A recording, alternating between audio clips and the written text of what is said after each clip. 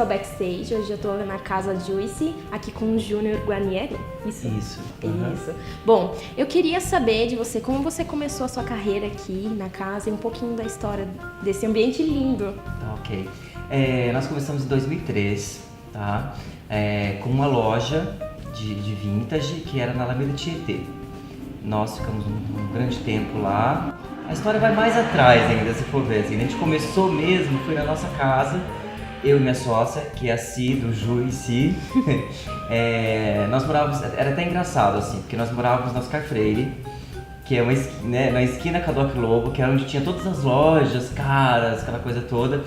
E nós tínhamos um brechó que era de roupas que a gente recebia do Japão, da Alemanha, dos Estados Unidos, e que era um preço super ok, era muito ok assim. Então a gente, todo o povo de moda, de revista, todos compravam com a gente. E a gente brincava que era o lugar mais caro de São Paulo e tinha a roupa mais bacana e mais barata. A gente brincava com isso.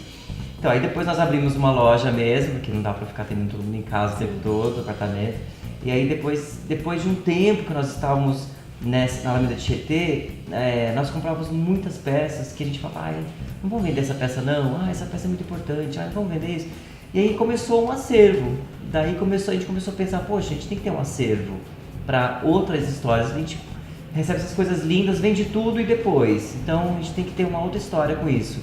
Aí nós viemos pra cá e foi amor à primeira vista, assim. Tava destruída, não tinha teto, não tinha nada, sabe? Aquela coisa assim.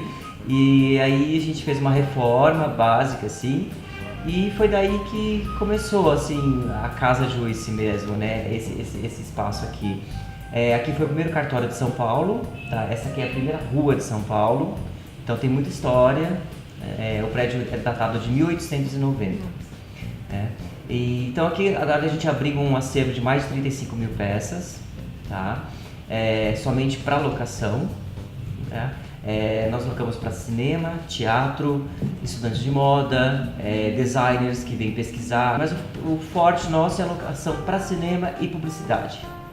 E você tem alguma peça favorita desse acervo todo?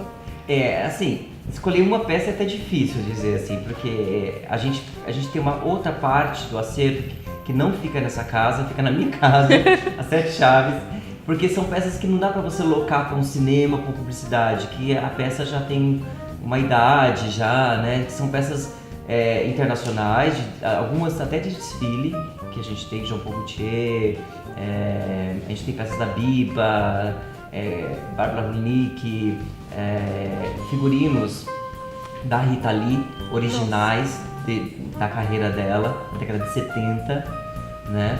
E tem os estilistas brasileiros, que é o Clodovil, Denner, Marquito, Ney Galvão, Guilherme Guimarães, Madame Rosita, são vários e tem outros ainda que nós colecionamos, isso mas para um outro projeto futuro ainda, né?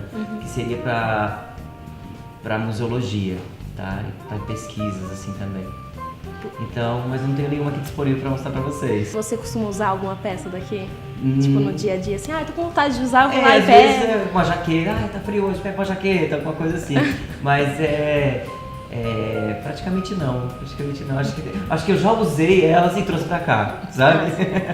É mais isso, assim. Bom, por se tratar de um brechó e por ter tanta história, qual é a história que você mais gostou de escutar, mais interessante que apareceu aqui? Olha, quando você trabalha nessa área, você sai para fazer compras, né? É a parte mais divertida.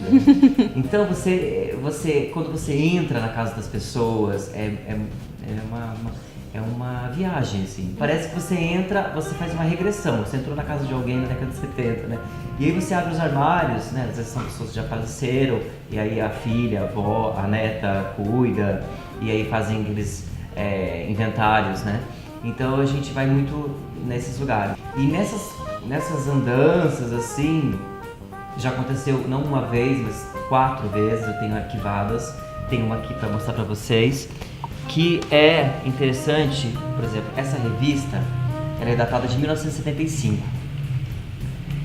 E aqui ela tá usando, coitada, aqui arrancaram o olho dela, né? Aqui ela tá usando aqui um óculos, né? Esse óculos amarelo, né? Dessa época da década de 75, né?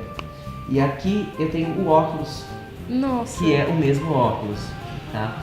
Então, isso pra mim é muito interessante, assim, de você encontrar uma revista da década, né, de 1975, a revista existe, ainda tá aqui, né? E você vê que no seu acervo você tem o óculos. Tem a referência, né? E tem o produto. Se você quiser colocar Deixa eu pra você ver. usar aqui, ó. Gente, incrível. Né? Fiquei bem.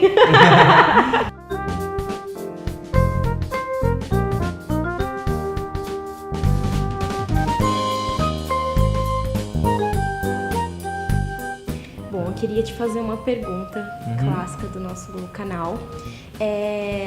Se você pudesse voltar no tempo, tudo bem que você faz isso todos os dias, né? Com o acervo que você tem, mas assim, voltar no tempo e se dar um conselho profissional. Profissional? Isso, qual seria? Olha, um conselho que eu daria é não ter jogado fora muitas roupas que eu usei na década de 80. Que hoje estariam, olha, fazem falta pra mim, assim, na matéria de acervo, né? Eu não sou apegado a nada.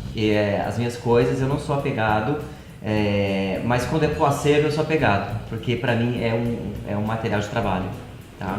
Eu não estudei moda, eu gosto disso, vivo isso, respiro isso, mas eu nunca estudei moda. Bom, claro, é interessante ter estudado. Acho que seria isso. Eu teria voltado atrás e teria feito alguma coisa na área de moda. Eu fiz contabilidade. Nossa, foi de um lado para o outro, assim. Muito obrigada por ter aceitado a gente aqui. Okay. Então, apertem o play e curtam o backstage.